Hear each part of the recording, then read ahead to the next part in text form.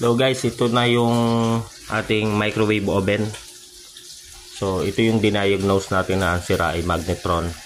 So paano nga ba magpalit ng magnetron? So kung mapapansin nyo, meron diyang yung butas. Meron diyang isang tornilyo tinanggal ko kanina.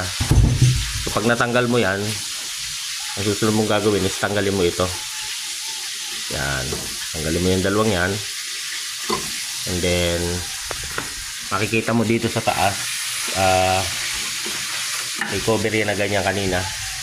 So tinanggal ko lang yung tornilyo, medyo inangat ko lang, yero lang naman yan. And then dito, kung makikita nyo yun. So iangat mo lang gano'n, no? Iangat mo lang. Pag naiangat mo na, galaw-galawin mo lang siya. Yun. Ba, nakita mo? Pag naangat mo na siya, yun, nakaipit lang siya doon. So nakaipit.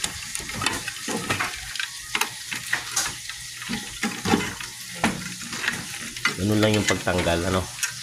So ngayon yan, ito yung mga ano lang siya para wag dumikit yung ano.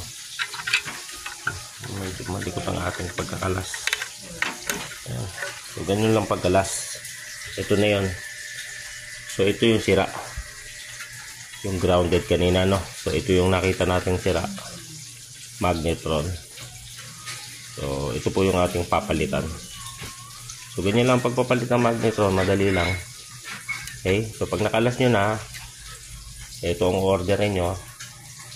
Yan, nakuha mo lang yung M24FA na yan. So yan lang.